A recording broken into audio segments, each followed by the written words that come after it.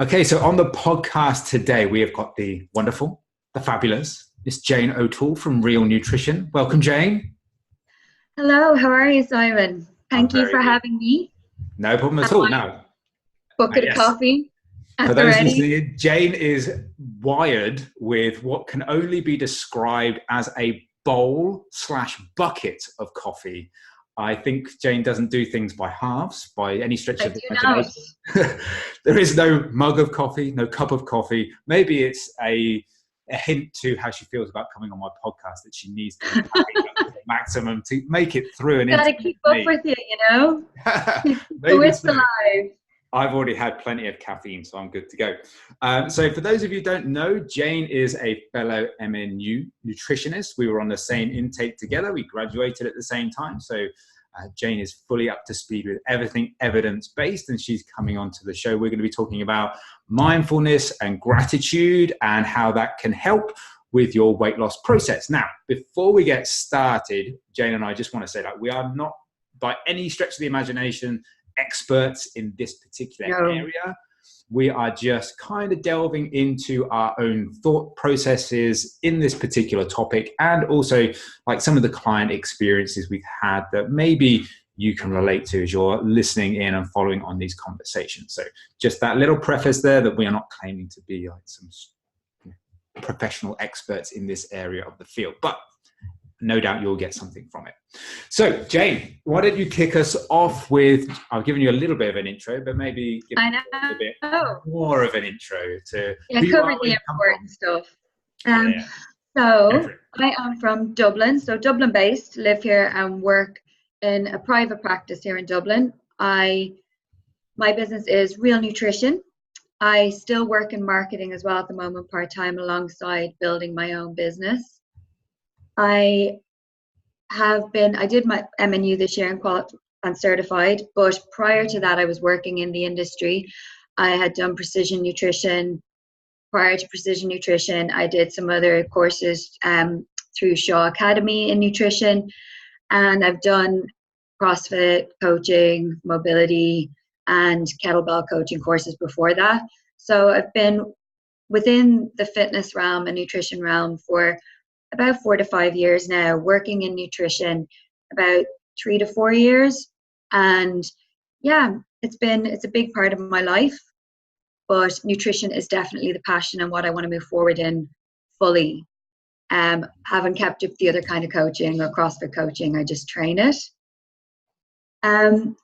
I found my passion for nutrition through, it's going to sound so cliche, but I genuinely did have a really life-changing experience through getting healthy and fit and getting into fitness. I always had an interest in food and nutrition, but never considered it as a route for my work. And then through getting really into CrossFit and weightlifting and training, I developed such a passion for health and fitness. I saw how transformative it was for me, started really focusing on nourishing my body for performance, and took a lot of my interest away from like other issues that I would have had previously, and just really focused on nourishing my body, getting fit and healthy, completely changed my mindset from wanting to look a certain way to being really proud of my body for the things it could do. And then this little spark was lit that led me on the path to wanting to study nutrition, learn more about it. If it had this much of an impact on me, what kind of impact could it have on other people too, you know? And then I was lost. Went down the rabbit hole and never returned. Haven't we all? So yeah, awesome. So yeah, I think like I guess like we kind of maybe like similar journeys, not exactly the same. So I kind of went Yeah. from like overweight to super skinny to back up. So I kind of going through that whole like transformative process too. And I guess that was one of the things that definitely sparked me as well. And, you know, I think like when you do get lost in that process and, you know, you can see the transformation you can get within yourself, then you really kind of sometimes get the bug for then helping other people do the same. So that's awesome.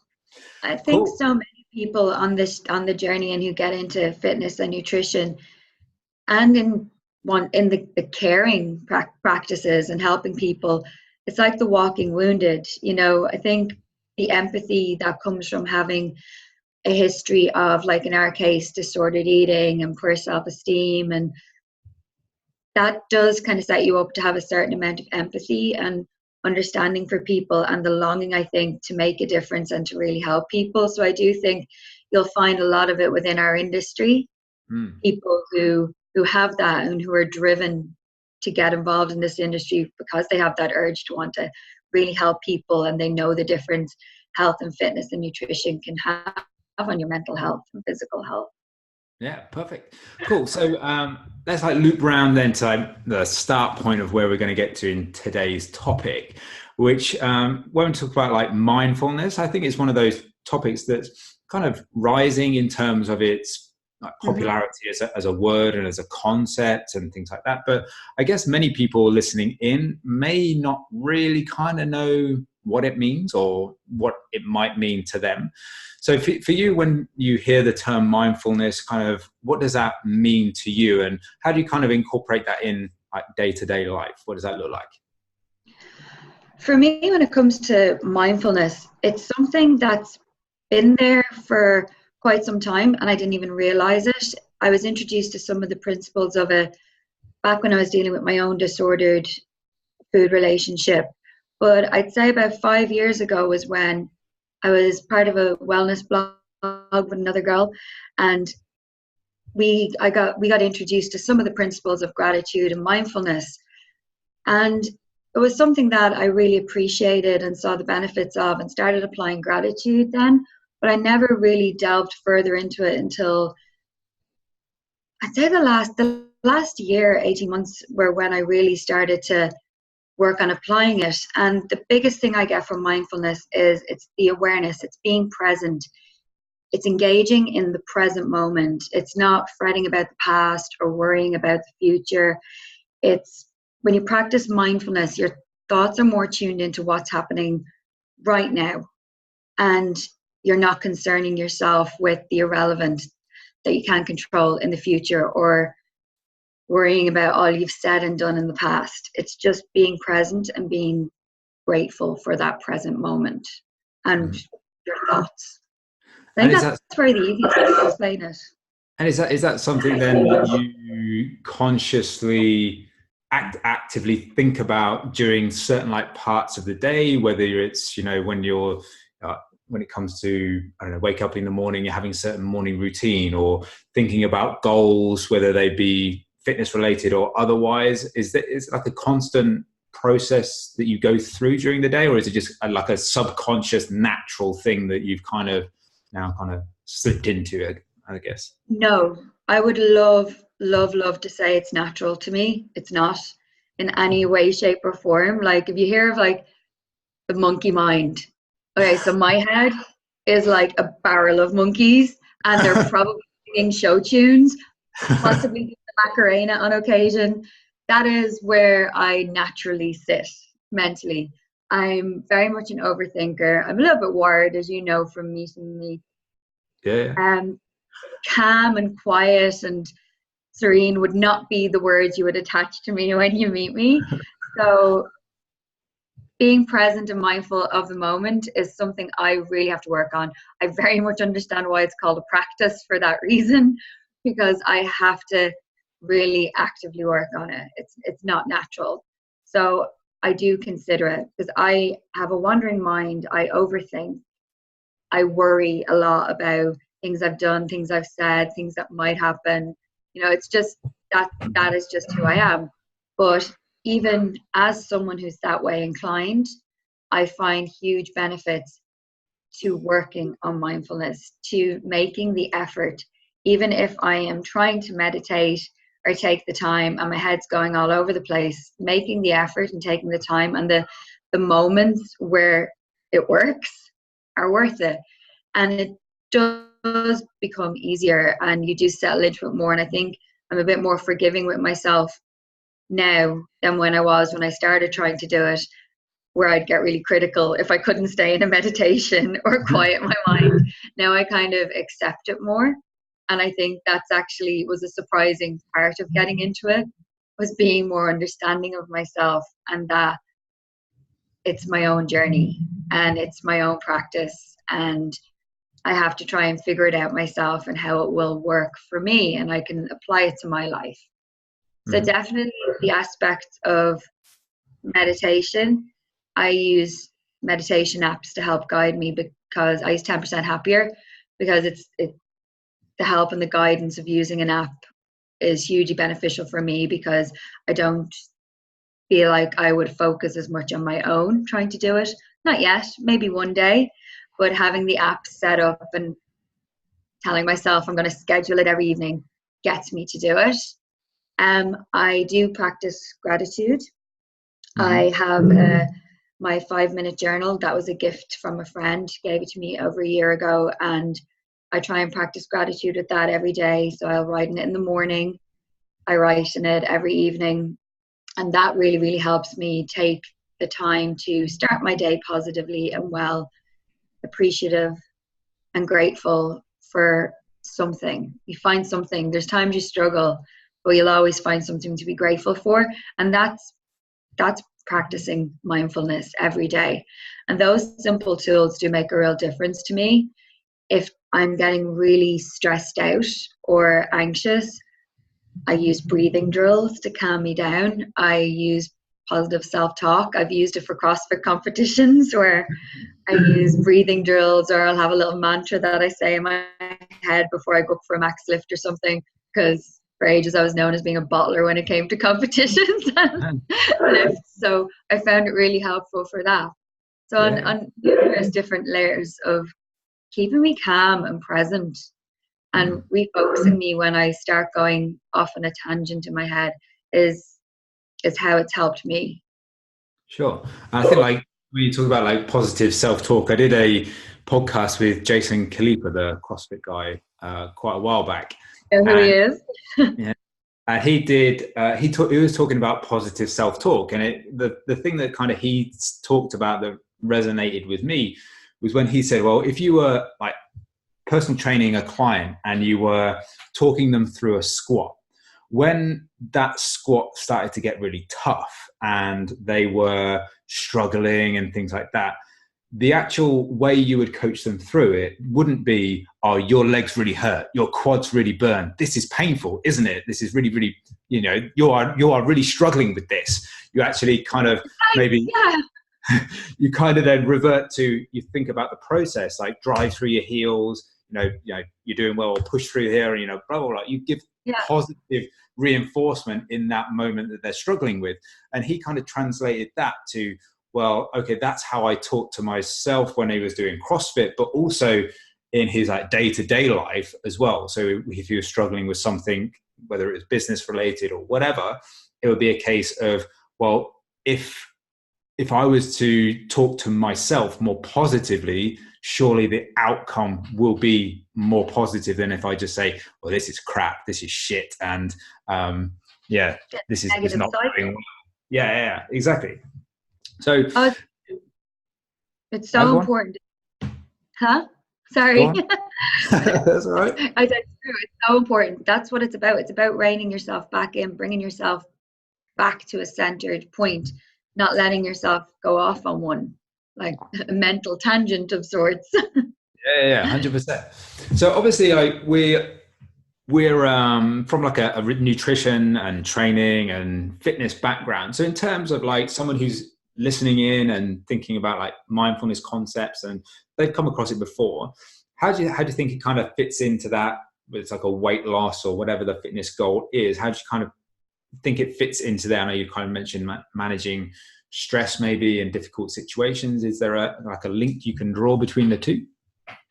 So much of it, I think, building on the fact of you saying there with stress, if you look at starting from stress and sleep management, two things that can be really impactful on weight loss and weight management, and we know that from our studies and beyond, they're really impactful. So from the side of managing stress with the breathing drills, meditation, which can also be really helpful for helping you get to sleep if you struggle with falling asleep and remaining asleep. A lot of my meditations that I use are based around sleep because it would be an area I could struggle with. Mm-hmm. That's the foundation. But then moving more into mindful eating practices, it's the same theory. It's using the idea of being present, like appreciating the experience of the food, savoring it, enjoying the taste, enjoying the flavor profile as it changes, being aware, not distracting yourself while you're eating, not watching television, not being on your phone or on your laptop, sitting down, savoring your food, appreciating the experience, no matter if it's something that you're having to nourish your body or fuel it, or if you're having something that's seen more as a treat. You appreciate it, you don't attach guilt to it, and you savor it. And that's mindfulness being translated over onto your food. And there's numerous tips and tools that are recommended through mindful eating that help build the habit to do that. Because it's habit, it's behavior change. You're building habits. Like, you have to practice mindfulness for a reason, to help build habits and make it become more natural. And that's the same with the meditative side of it and stress, alongside if you're practicing mindful eating as another tool in your energy balance toolkit or for weight maintenance, because it aligns with all the other tools we learn as evidence-based practitioners, the different tracking and non-tracking methods to promote energy balance. Mindful eating fits in there with them, can work with them, can work on its own. It's another tool in the toolkit, and it's really helpful. Yeah, and I think like you're talking about there in terms of maybe like being more present and mindful when you're actually eating food is a big one, because I had a call with a client the other day, and he was talking about how, he's had a little bit of a mindset shift, because he previously liked a lot of variety in his diet. He liked food, he liked eating out, still does obviously, and likes almost like cooking fresh food in the evenings and things like that. But he was in the point of which actually, when he actually took a step back and looked at what he was doing, he's actually, well, I don't actually get to taste the food because I end up just wolfing it down in about 3 seconds. So he's saying, well, on one side, I'm saying I really enjoy food, but actually I'm not taking the time to actually experience the food. And therefore I'm just feeling ravenously hungry half an hour later. And now I'm just going to go and then raid his way through the cupboards and the snack drawer and things like that. So we've kind of worked with him to try and limit, first of all, like not limit the environment, but maybe control that environment a little bit more. So he's sitting at a table. He's not, got the TV on or phone or whatever. He's sitting there eating. That's what he's doing, and savoring that food. So I think there's a lot to be said for, I think that there's a danger, not necessarily a danger, maybe that's a bad word, but an inclination that a lot of people think that, if it doesn't sound too sexy, then it doesn't work. So sitting too simple, it can't work. What, you want me to chew food? Chew your food 32 times, whatever you do. 32 times is a mindful number, but realistically it's probably 20 to 40, as depending on the food. But try it. Like I say to people, try chewing your food. Like, sit down and just try it for a couple of meals a day and see how you get on chewing your food, aiming to chew it 32 times a bite. See how different it feels, see how different the experience is, see how different your food tastes, and how long it takes, and how quick, like, you get full so much quicker. It really affects satiety. It's amazing. I think that full transparency here is I would say I'm really bad at this. So whether it's so I do the gratitude thing is something that I do, and that's something that I kind of picked up firstly when I was starting my business, is that like it is when you're starting out on a fat loss journey, it can be very tough to get started and try and get momentum going. You feel like almost like the world's against you and everything's a challenge, everything's difficult.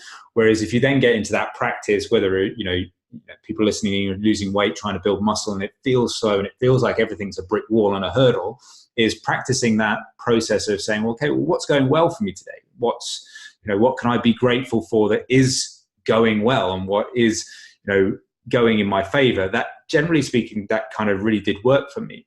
I guess where I kind of... Sorry. Yeah, that's cool. With diets and goals like that, it's like they're really, really outcome focused. While when you're being more mindful, you're more process driven. You're like embracing the process, enjoying the process, the experiences, as opposed to just having one key outcome that you're solely focused on, which can make you feel stressed out about it. Yeah, and I guess like when I used to, I mean, this is maybe a slight tangent off talking maybe about more business related stuff, but I think there's a relevance to it in the sense that I had a goal that I wanted to have a successful coaching business and so on and so forth. But in those very early days, it felt far away, like someone's weight loss goal feels very far away. If all your goal is, I want to lose 20 kilos, day 1, 2, 3, whatever, that feels very, very far away. So yeah, that process for me of kind of saying, okay, what am I grateful for? And I ended up kind of really coming back to a consistent like theme was, I'm grateful for the opportunity to be able to try and achieve that goal. That was what I was grateful for. Of, a lot of people don't get the opportunity to follow their passion or do anything like that because of circumstance.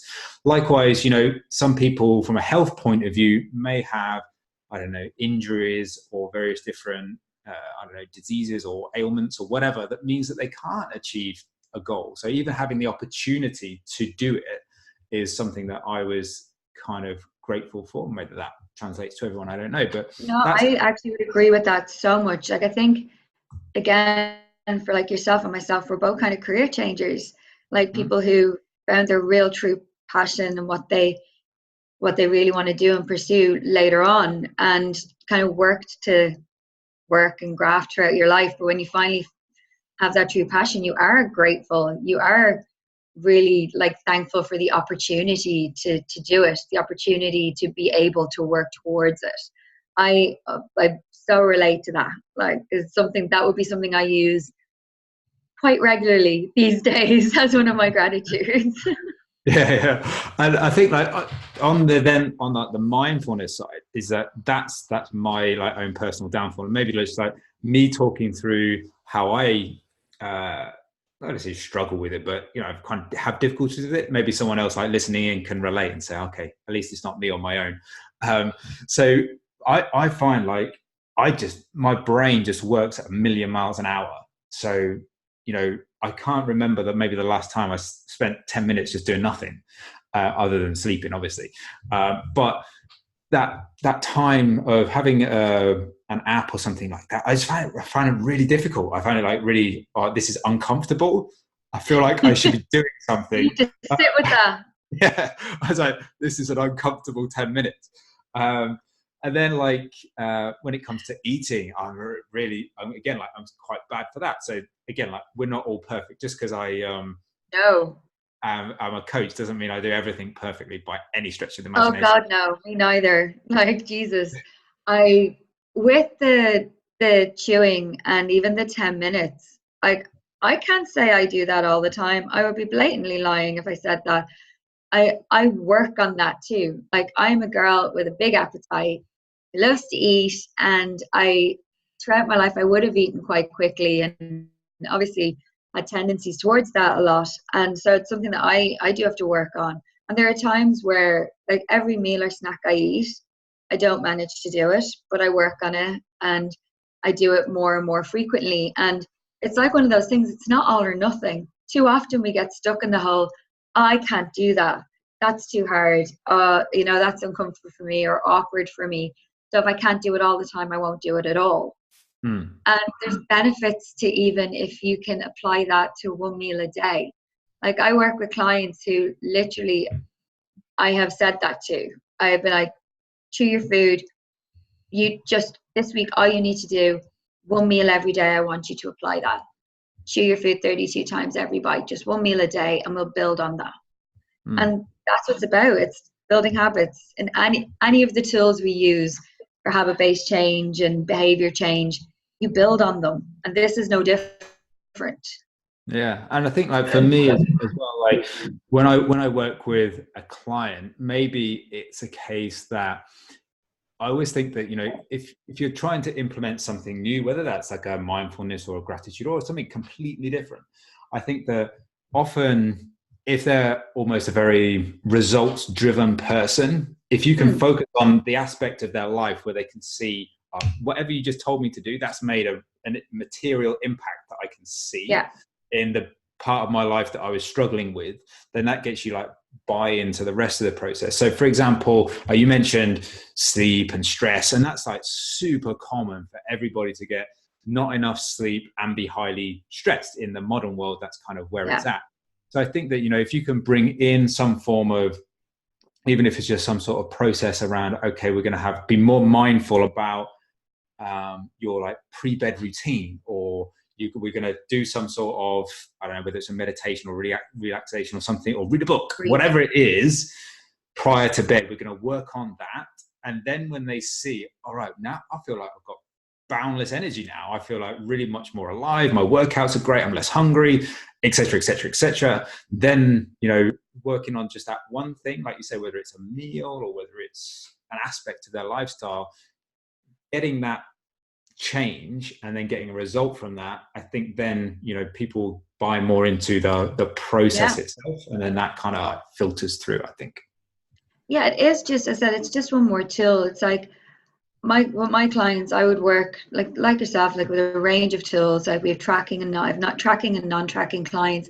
And this is just one extra element that I bring into play with clients. I believe it will benefit, that it will help, that they will appreciate it and actually apply it. And it's something that we can build on.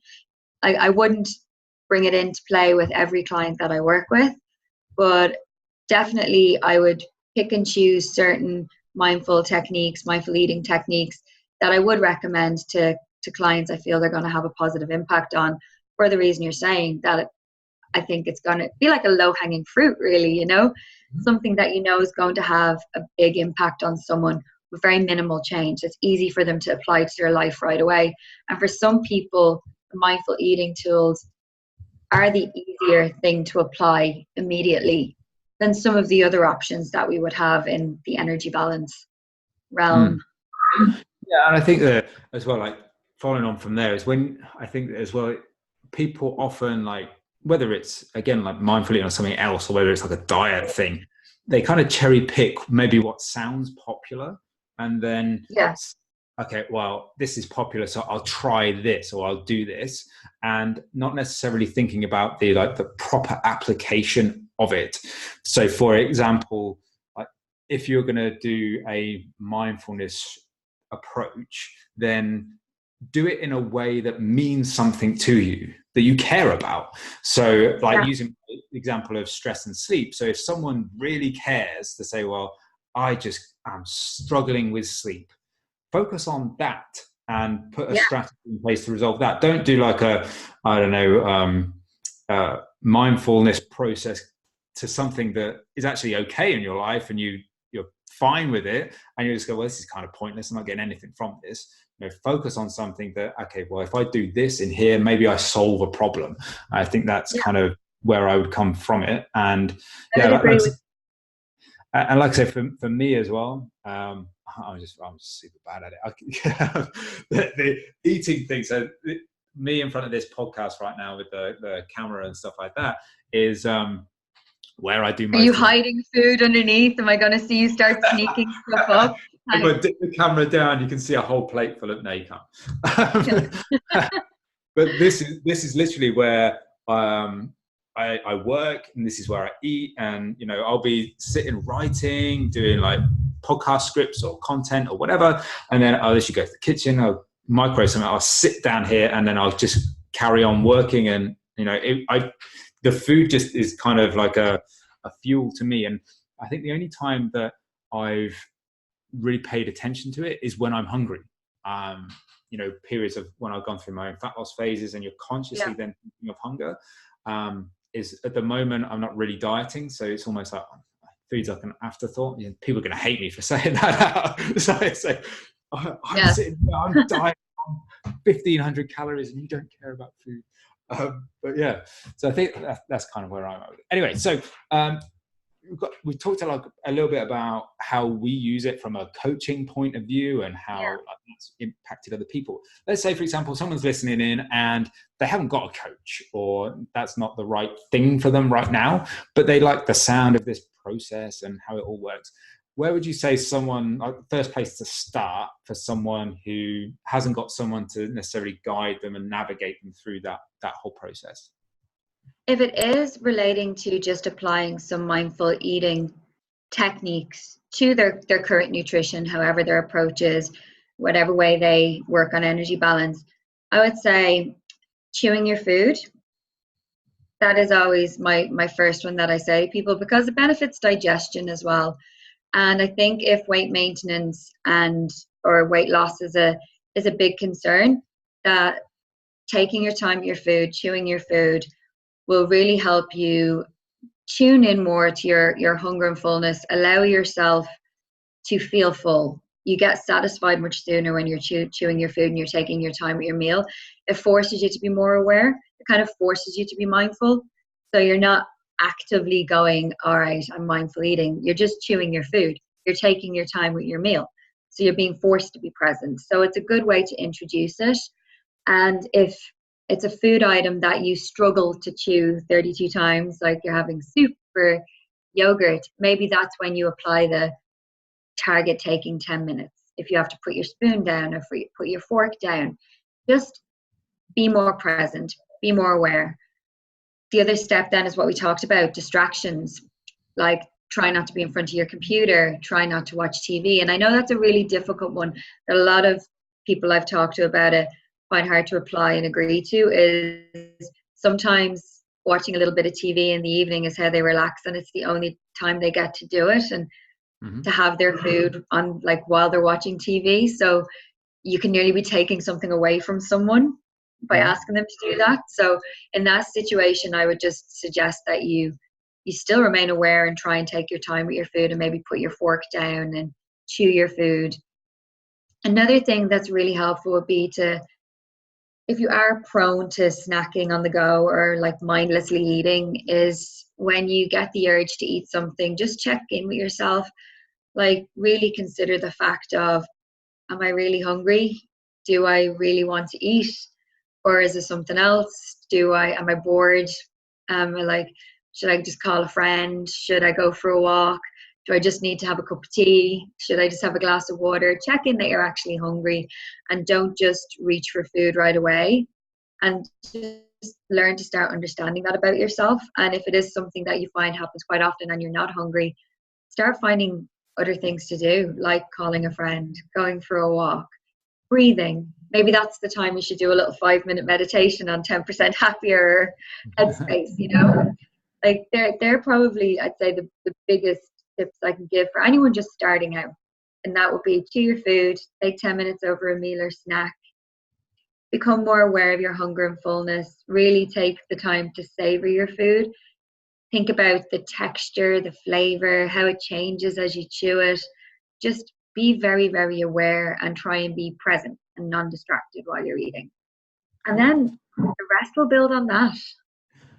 And like in your experience, maybe either with yourself or with clients and things like that, is there like a period of time that people have to, allow it in order for it to feel like it's making a material difference? Is it something you have to keep applying yourself consistently for week after week for it to feel like, okay, now I feel it's working? Oh, I would say, like, again, it's like all of the tools. It's like anything that's habit-based or the psychology of nutrition. It's like everybody's really different. It really depends on your start point, what your set point was, what your previous history is, what psychology you have, your environment growing up, how you've been impacted, and how you build change and how you change habits. It's so individual. I think, like, for me personally, it's going to be an ongoing work for me, and I know that it's something that I'll continuously have to practice and work on and apply. It does get easier, and different aspects of it get easier, but it'll also change and adapt through times of stress. You start noticing that if you you've let it slide a little bit, that you might be getting a little more stressed and anxious, and you bring it back in again.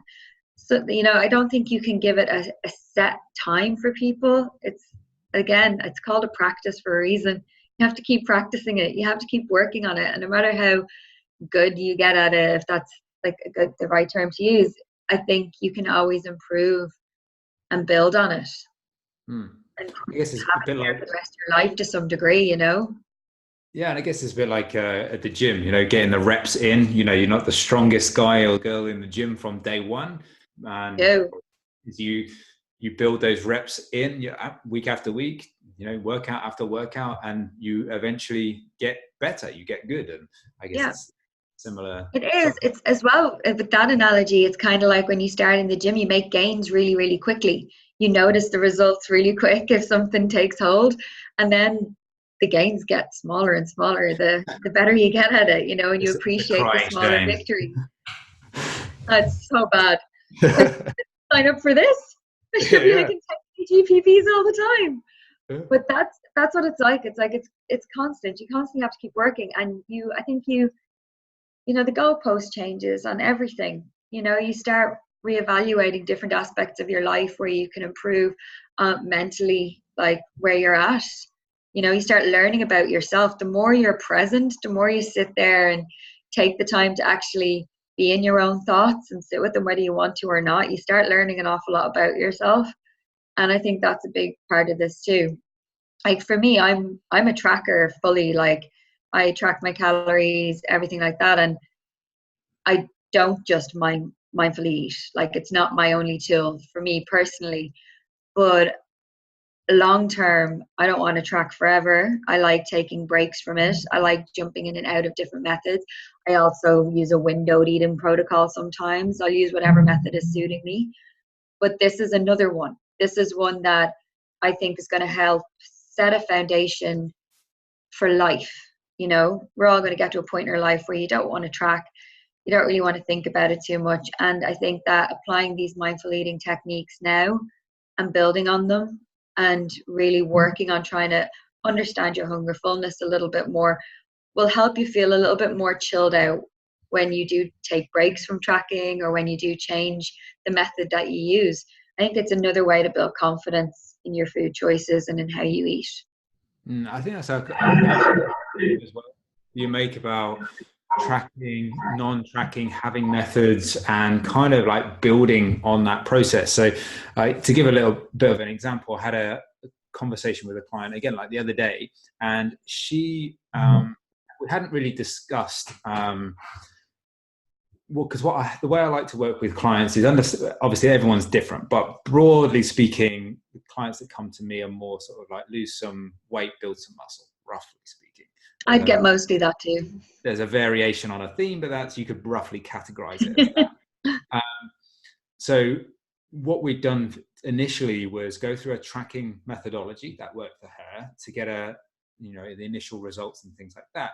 Then like further down, the plan is then to give them more of the tools and techniques to transition into a non-tracking method that they feel like is less onerous for the longer term.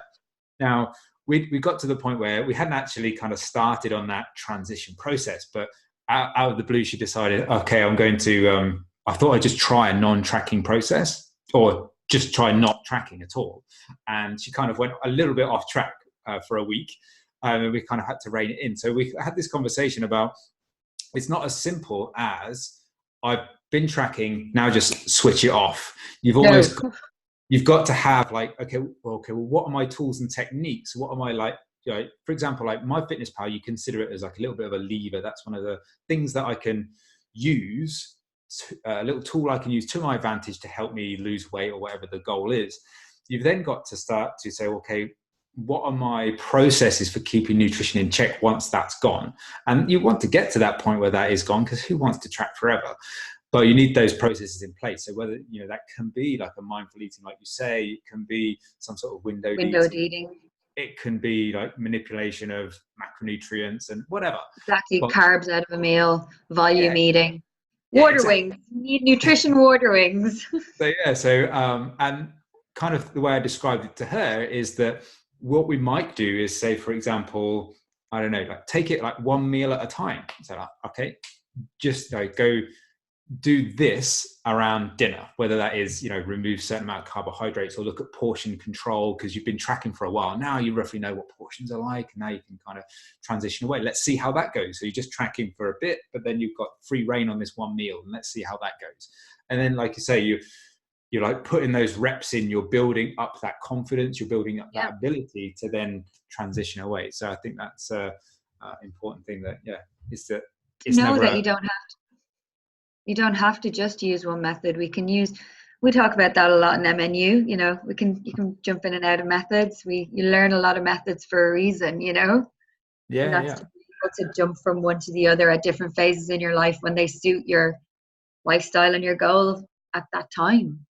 100%. I think that's the fear, is like when people look at mindfulness as a practice versus mindful eating as a tool. I think it's there is a little bit different, because obviously like they stem from the same arena, but when you can apply mindful eating tools and be present and do some meditation, but still have an outcome focused goal, which goes against mindfulness, which is more process driven. But you can still apply these things and be someone focused on an outcome, like weight loss. You can do that. You can apply them. It can be beneficial. Cool. Yeah. So one of the other things kind of we haven't really touched on, but maybe is kind of like linked to the whole process of possibly sort of around gratitude more than mindfulness, is sort of like body image itself. So as someone, you mentioned at the beginning, you kind of gone on your own transformation journey. So would you say that, I don't know if you practiced gratitude back then, as you started that journey, or whether that's something relatively new, but do you think that, having that process of gratitude back then would have helped you feel more confident about yourself, your body, more, positive about your body image? So I'm maybe like trying to relate this to someone who feels a little bit self-conscious with their body image, or feels a little bit overweight and things like that. I'm not necessarily confident. Do you think it's a practice that would help someone in that scenario? Absolutely. Practicing gratitude has definitely only been, as I said, over the last 4 to 5 years, when I would have first heard about it and known of it as a tool and as something that people were doing. And it got kind of trendy, I think, and like you've seen it around a lot. The 5-minute journal came out and people had started practicing it. I believe if I had have known about it, like my journey with body image and self-esteem stems from childhood, and it was long and arduous, with lots of weights up and down. And I, like yourself, have been overweight. I've also been very underweight, and it depended on where I was at that period and which disordered eating practice I decided would be the one I'd use at that time.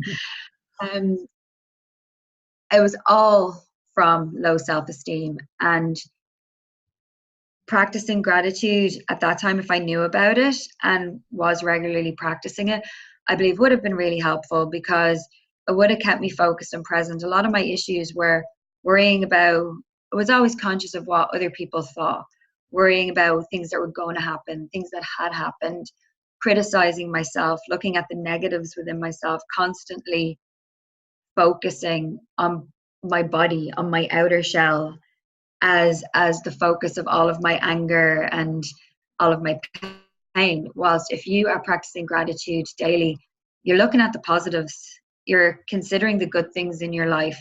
You're going to consider more than your physical, or if you are considering your physical, you're going to find positive points to look at and be grateful for. It can only have a positive impact, I think, on your image of yourself. And if your self-esteem doubts are stemming from something internal, or you're focusing it all on the external, practicing gratitude is going to take you away from that, take you out of it, for even if it's a few moments every day, and that might be enough to build on. So yeah. I think it could be hugely impactful.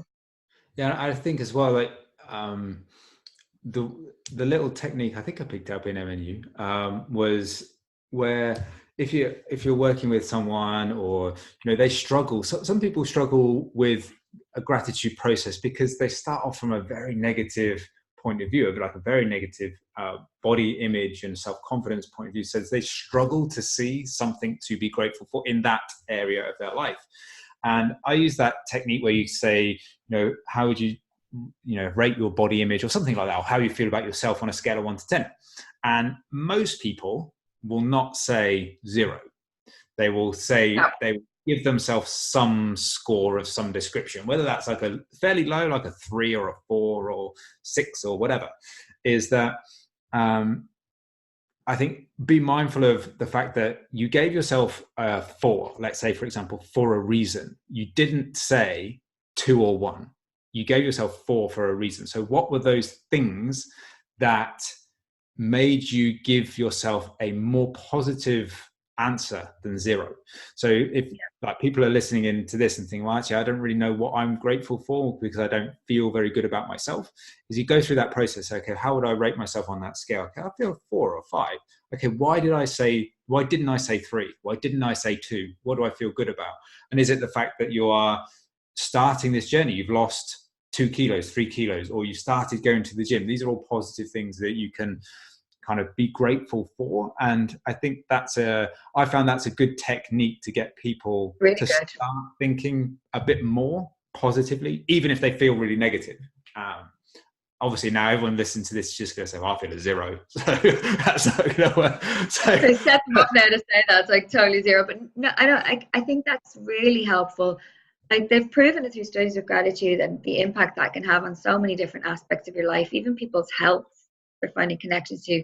It's the physical and the psychological benefits to it are just, the evidence is just pointing to them growing all the time, I think it's anything that makes you think positively, especially about yourself, is only going to have a knock-on effect to every other aspect of your life and build your confidence and make you feel stronger in every way, Yeah, 100%. Cool. So leading on from body image, I'm just going to grab my phone because we did have a listener question that relates to body image slightly. And the question was, how do you work with obese clients compared to non-obese clients? So either in your experience, have you, or how would you approach it? I guess if obese clients specifically aren't necessarily the type of clients that you naturally work with on a regular basis.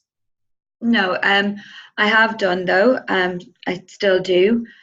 If you have to approach, I think it's going to be more looking at behavior change, looking at the underlying reasons to why such extreme weight gain has become an issue. What is the underlying reasons? What are the underlying practices and behaviors? So I do believe behavior change is of course important no matter your client. If your client is just generally trying to lose fat or like lose weight, you can literally come in, and if everything else in their life is lined up, you can come at it hard and fast, or you can go for a slow, more steady weight loss process and be confident that you can put them in a calorie deficit, know that they've got a good relationship with food. And I think it can be a little simpler, when you're working with a client who's obese, you do have to consider more, the behaviors that led them to where they're at. What kind of changes are in their food environment? What kind of changes in their life are going to need to be made to initiate change, to initiate weight loss? Even if you may focus on just weight maintenance for a long period of time and try and balance them out and help them just learn how to manage their weight before you try and initiate weight loss. I think you really do have to consider the psychological aspect of it even more, and building empowerment, building confidence, awareness, play a much more supportive role as well, I think is hugely important. And with everyone, again, it's very individual based. Even with every client who's obese, what has led them to that is going to be so different. The nuances in their lifestyle and what they're going to have to face when they're out in the world to make the changes you're asking them to make is going to vary person to person. And then obviously their health as well, where their health is at is, do they have conditions that you're going to need to take into consideration that could affect their metabolism or affect what they can eat? So yeah, I think it's a little more complicated Yeah, than I just agree. a fat loss kind. Or It's definitely not straightforward, and I think that, like you say, there's a lot of psychology.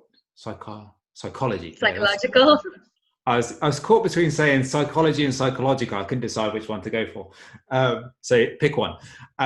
So that's very important in the whole process, I think. And often I think you probably find naturally maybe just like some basic education around food as well is probably not necessarily where it could or should be. And even just that, like opening some eyes to some nutrition concepts that maybe we might take for granted that not everybody understands and knows, is kind of a good place to start. Definitely for me, that sort of psychological element, and as many sort of small changes that are quick wins and easy for them to do, that don't feel like barriers and hurdles, and they can feel that momentum going. Because I think there's a tendency these days to think that, okay, well, fat loss is calorie deficit and is MyFitnessPal. And that's it. That's your like rigid structure. Now, of course, yes, you need a calorie deficit if you want to lose weight, but there are so many ways to achieve that deficit that, I could very rarely, I'd imagine an obese person needs to jump straight to a calorie tracking in MyFitnessPal. There's probably some food habits and some food choices going on that could be very, very simple changes that have a quite material impact early on. And I think that maybe everybody sits on some sort of, I don't know, I'm doing hand actions that no one can see on a podcast, but sort of continuum where maybe you start off with, okay, let's just make real super simple lifestyle changes and food choice changes that get you moving on that scale. Then maybe that low-hanging fruit again. And maybe that obese person progresses out really, really well, and then they say, okay, well, I want to take this to the next level, and maybe next level is tracking, who knows? And then they start to go through that process, and then they kind of almost come back to point one, where I'm back to not tracking, but I'm not tracking from a healthier point of view, lower body fat percentage, healthier. And then I'm feeling more confident about food, but now I'm into sort of something I can now manage. And I think that... But that's it. If they're like, a lot of the reasons to gaining weight and becoming obese can be down to poor self-esteem and lack of confidence, social anxiety, all these things. And if you can build someone's confidence to believe in themselves and believe that they can achieve, and help them find little wins along the way, doing what you're suggesting, making small habit-based changes that can initiate a big result, that's going to give them those victories, give them those wins along the way. And it'll get buy-in, and there will be simple changes you can make that will go a long way. Yourself, you've done it with people where you've changed like a Coke to a Diet Coke, or taken the sugar out of tea or coffee, instead put in a sweetener, or removed carbs from a meal. And the simplest changes that's not going to scare them initially, not going to scare someone off, will make the biggest difference, because they'll actually apply them and they'll actually adhere to them and do it consistently. And that's huge. It's interesting you say that as well, because I got trolled on Instagram on a post I did about artificial sweeteners, and I said that in my response to his trolling comment, I said that you will find people who are very overweight and obese that drink full sugar Coke, and just getting them to switch to Diet Coke can have a huge impact. And he was having none of it. So I kind of just left him to his own devices and said, have a good weekend and I'll see you later.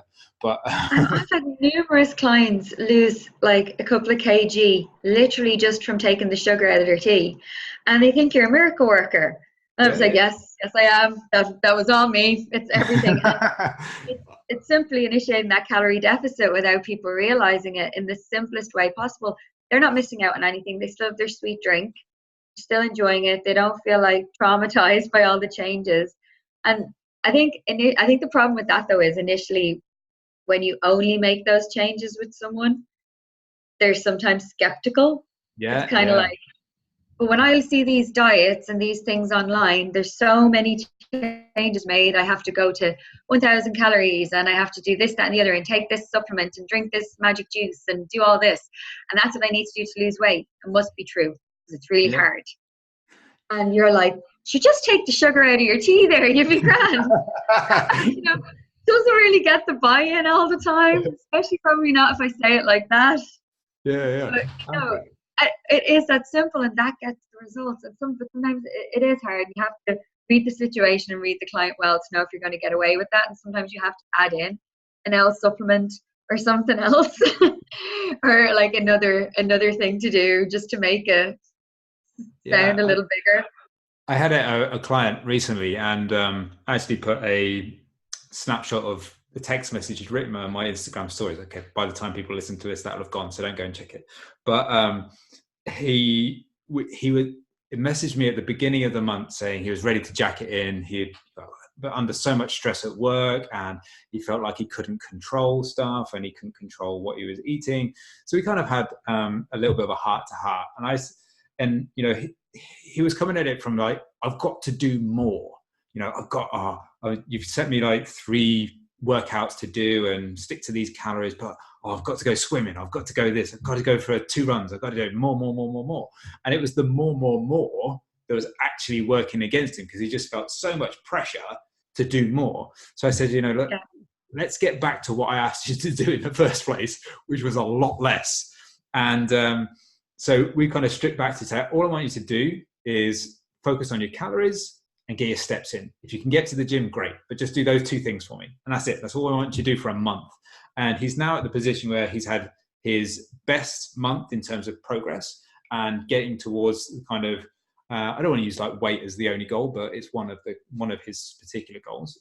He's at his lowest weight he's been in like 5 years, just by saying, and just by saying, don't do more, do less. And that's something that I guess when people come to you or I from a coaching point of view, they expect you to say, do these billion things, because give me more. A billion things has got to be the answer. And it's actually, no, strip everything back, focus on these things, get these right, and then build from there. So I think that's a good mindset shift for people to have, is if you're stuck in a trap of what else I can do, maybe it's what can I get rid of and focus on. Do less better. Exactly. You know, get some sleep, don't stress, let your NEAT increase, you know. It's like even with, back on like the topic of mindful eating, that can be really helpful for when you're working with clients, obese clients as well, just helping them be more aware and present with their food. So linking that back in again, it's like that segue, bring it back around. You're a genius at this interviewing, Lark. Throw it in there. Cool.